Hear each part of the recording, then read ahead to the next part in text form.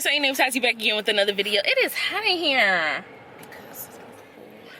In today's video, we will be doing something a little bit different on this channel. We will be doing a Q&A, okay? So I asked you guys to send me in some questions. Some people commented, some people DM me. They are all gonna be anonymous, okay? They're anonymous, girls. So some of y'all been asking some reckless stuff.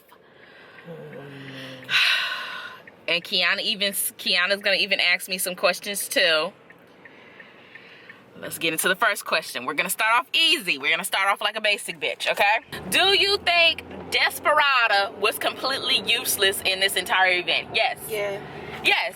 What was the point of his character? It could have all been about Thon. Like, little things could have been, like, Despero is a dumbass. This dude went to, what did he go to, 2031 or something like that? Saw the corruption going on, but didn't investigate it. He was just like, oh, this is the Flash is doing? Oh, I gotta stop this motherfucker with his whack-ass wannabe mohawk. I don't even know what that is, a high top fade? Lord have mercy, just stupid.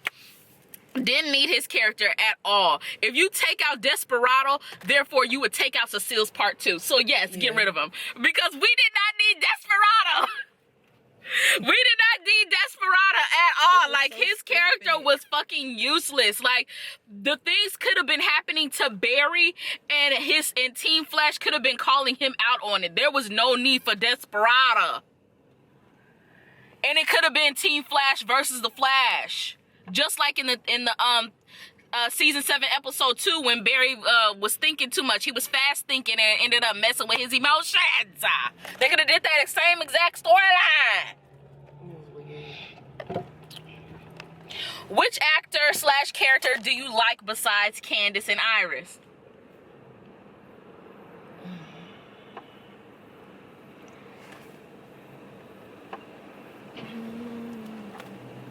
McDonald's line show is. I know. You know what? No, I like If you think about it. shit. I like Grant. He mind his business. He stay off the internet. I like Chester. Yeah. Oh, and Jesse O. Martin. I love Jesse O. Martin. Yeah, I love Jesse O. Martin. I love Grant. He mind his business. He stay out of folks' way. Yep. That's about it, child. Now, this question is weird, so I have to read this one. Do you feel with the pandemic and Black Lives Matter that Candice's attitude has changed? We always say it's great. Y'all, not me. Y'all always say it's Grant or his wife, but could it be her? Season 7 was a mess. I don't really understand this question. Maybe it's like multiple questions in one. So okay, let's take it step at a time. Do I think Candice has changed? No, I think that I feel like she does like everybody else who works a 9 to 5, bitch. I'm gonna go to work, I'm gonna clock in, I'm gonna do my job, and when I get home, that's when I'm gonna be myself. That's how I feel. Because, like I told y'all multiple times on my live, when I go to work, girl, I'm in the zone. You get into work, hey, how you doing? I had a good weekend. How was yours? Right. You need help setting up? Got it. I'm doing this. I'm over here. Do it. Okay. Great. I'm on break. Don't ask me nothing. Hey, what's up? Hey, supervisor, what you need me to do? Okay. You know? And I feel like Candice is the same way. The bitch going to work. She do her 9 to 5 and she dip. No, I don't feel like she's changed. I just feel like this bitch don't got time for people and this bitch can't wait to go home while she cashing multiple checks. Period. And then the question y'all always say is Grant or his wife. I think this person is pertaining to the fact that we didn't get a lot in season 7, nor are we getting anything in season 8 from West Island. I think that's what she means, and I think she's saying that people always blame it on Grant and his wife. First of all,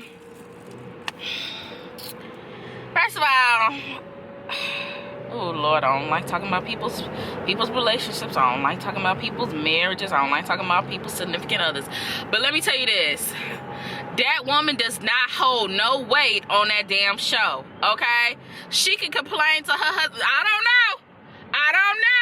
But I'm saying, if I was in her shoes and I was married to Grant and I saw something on the TV I didn't like, I might speak up. I might say something like, hey, I didn't really like that. Ooh, this makes me uncomfortable. Just like on that movie, 50 Shades of Grey. 50 Shades of Grey, what's his name? The man's wife was like, yeah, I knew everything that was going to happen in the script. I just didn't think that they was going to be kissing that much. Yeah. That's what she said. So therefore, yeah, I would say, oh, I didn't really like how you kissed her. I would complain.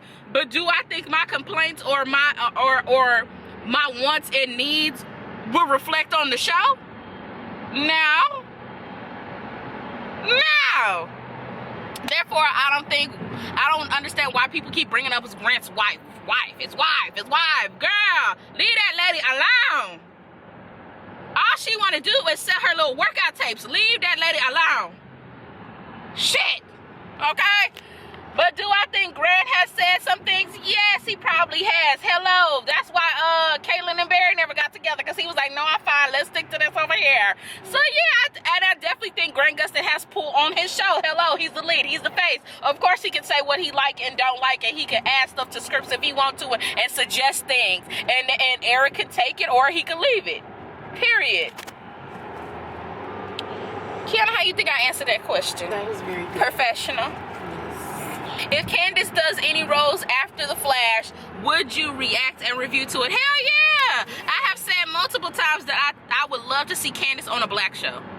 On a black-centered show, like Insecure, Harlem, what else shows are out now? There's a lot of shows. Not trying to typecast her as only doing, like,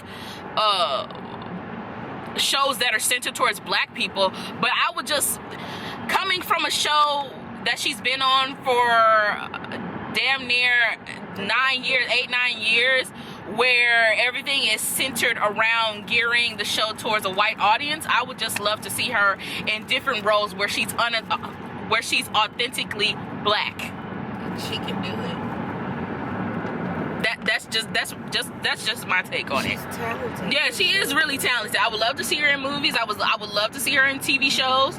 You know, all that. And yes, I would review it and stuff. Girl, let Candice do some adult shit, okay? Let her cuss. Let her cuss somebody the fuck out.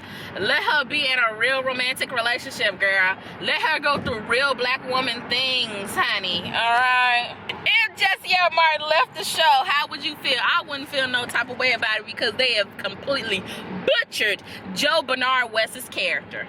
They butchered that motherfucker. I can't, like, let's just talk about episode 5 alone of season 8. What the fuck was that? First of all, Joe ain't never in his goddamn life raised his voice at Iris a day in his life. Correct me if I'm wrong, bitch. But he ain't never raised his motherfucking voice at Iris and Wes. Now, Barry, maybe. Okay, we remember episode 1, season 1, when he yelled at Barry because he was like, your daddy killed your mother and I'm sorry, son. Y'all remember that shit? Yeah. But I don't know what the fuck, who the fuck is writing these characters, because they're writing them very out of character, and it's terrible. It is. It's terrible. Like, Joe hasn't been a real father since probably season 3. Let's get into it.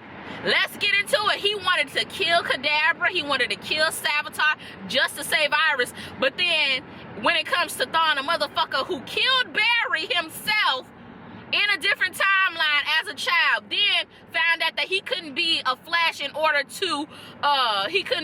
because Barry Allen no longer existed, so he killed his mother instead, and in doing so, it was a ripple effect of Zoom coming over here to fucking Earth 1 and killing his daddy. He didn't kidnap. Girl, this motherfucker has murdered so many goddamn people, Joe, and you want to sacrifice, you want to help this dude out? That's what you... Watch it. And you yelling at your kids because they want to potentially let him die? Girl, get the fuck out of here, Joe. Let's not forget when you shot at Harry thinking that he was Thawne. Let's not forget that in season 2. Joe, you didn't use that pistol a couple of times. So you need to bag back. Do you think that it's Eric's fault? Yes. That was a question. Yes, I do think it's Eric's fault. Yes. I was kidding. Do you think that it's Eric's fault for the lack of closeness and intimacy with Wes Allen, or do you think it's Grant that's asking for it? I think two things can be true at once.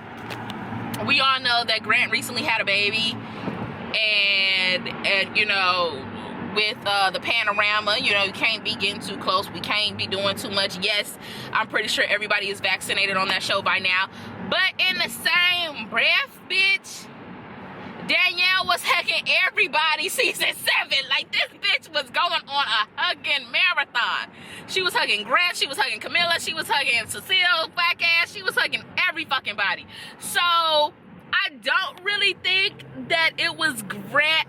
I feel I lean more on Candice, of her being extra cautious, because, you know, the shit is serious. And people is out here going to concerts, going to clubs, going out and partying like we still not in a pandemic. Like, it's not fucking getting worse out here. Like, we don't got the Omarion touch Delta that's spreading every fucking where. Okay. But do I blame Eric? Yes, because he signs off on it. Like, he reads every script just like the actors do, and he approves everything, or he doesn't approve of it. Like, no, let's change that, let's add this, no, let's switch it up, da-da-da-da-da.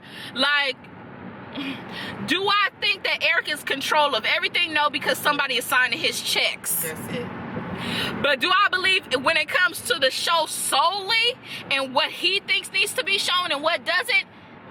Yeah, he's the reason why Wes Allen is no longer the Wes Allen we fell in love with back in season 1 through 4. Eric fucking sucks, and I'm gonna keep saying that. Now, I try not to go hard on his fucking ass, and I told you that. I was like, I'm never gonna go hard. Sister, chill. Continue. Yes, I believe it's Eric. The reason why we don't get intimacy, and the thing about it is, I don't need Wes Allen to kiss. Need that. I do. I don't. To see it. Anyway, Wes Allen kisses are not none of my Wes Allen kisses are none of my favorites. They're not my favorites, child. But they was really giving back in season 3, girl, especially episode 21. Yes, honey. Give us the heat. But I no longer need that. Simple pecs are cute. But I don't really need Wes Allen to kiss every episode. You know what I need? This would be totally realistic. If Barry and Iris would get... We no longer need Barry and Iris, or we no longer need Wes Allen to begin and end the episode. What we need is to see Barry Allen as the Flash, Barry Allen as a CSI, Barry Allen as a leader, potentially becoming the legend that we know of him today in the comic books. And we need to see Iris doing her job, writing these checks, telling these fucking employees what the fuck to do, right? And then every other episode you get a centered Wes Allen, where they come together and work together, and you get the cute shit and you get the funny shit, all of that. Give us 3 episodes of them doing their job and what they supposed to do, and Eric talking about, well, we gotta get on that now, motherfucker. Do the show right, where you have them building up to the status that they are in this future, where Iris has this big ass building and Barry is a legend. And then ever so often, every 3 or 2 episodes, then you give us Wes Allen, a good chunk of Wes Allen, where they're working together, solving mysteries, fighting crime, and do some cute shit. It's not that hard. Damn. Do you believe the show could last 10 seasons? I used to believe that. I really did. I really did used to believe that the show could last 10 seasons back in season 4 and 5. Now, let me say this. If the actors did not have a choice and it was solely up to Eric, yes, I do believe that he would have the show running for 10 seasons. And then on top of that, I do believe that he wouldn't know how to end it. Therefore, we would get a big clogged up season, final season of just mess and nostalgia. Yeah. Your thoughts on 411 and Iris's relationship? Girl, now people calling her 411 now, girl. Why they calling her? Cause I called her 411 one time in the video. Cause she is well, at least she looked 411. My thoughts on Iris and Cecile's relationship is their relationship is weird. They don't act like mother and daughter. They don't even act like friends. I don't know what happened between season 4 to season 6, but it's weird. How you go from solely having scenes with only Iris and Joe, season 5 solely having scenes with only Nora, Iris, and Joe. Remember the episode when Cecile was talking so highly about Iris and all the things that she was doing for Barry just to make him smile? Yeah. How you go from that to season 6, where majority of her scenes are with Barry or in Star Labs? Mind you, Cecile has always been a part of Star Labs. She's always been there. In season 4, when she got pregnant, she had her little th-th-th open for Caitlyn to deliver her baby. So she's always been there, okay? Barry gave Joe his blessing to tell Cecile he was a Flash. She's always been there. But majority of her scenes now are less in CCP, less in the West Island home, and more in Star Labs and scenes with Barry.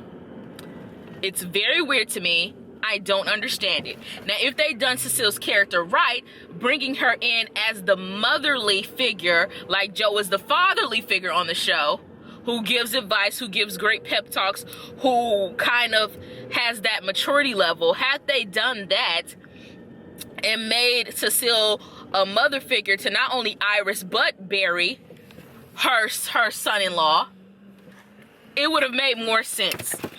Kiana, you didn't drop my damn phone. But because they didn't do that, it's weird, okay?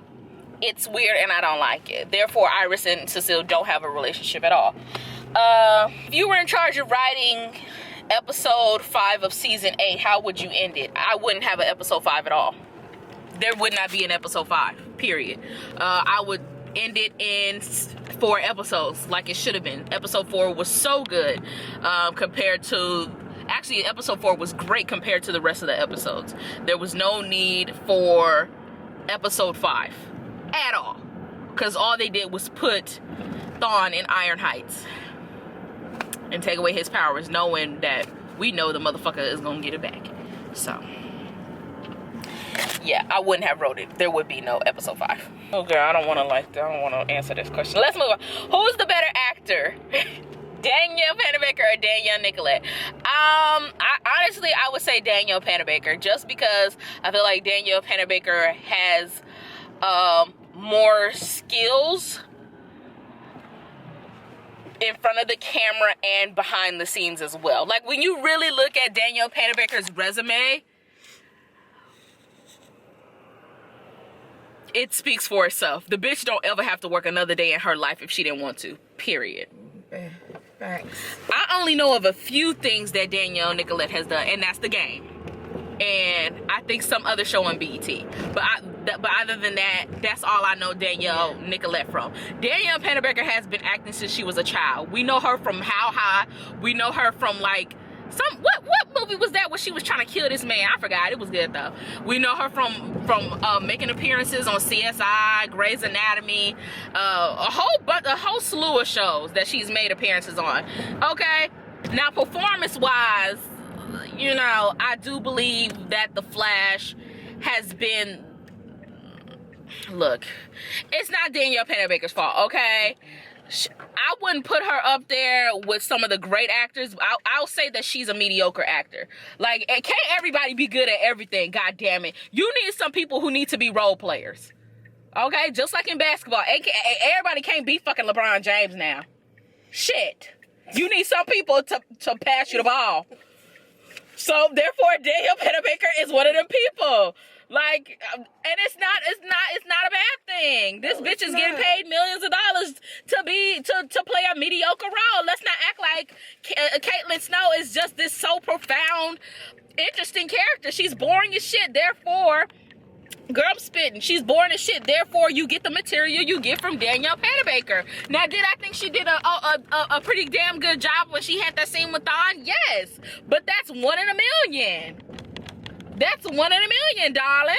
But I would still put her above Danielle Nicolette. What was your favorite look of Iris during Armageddon, girl, when she was toting around Thorne's ring in that green outfit with them bobby pins in her hair? Girl, it was cute.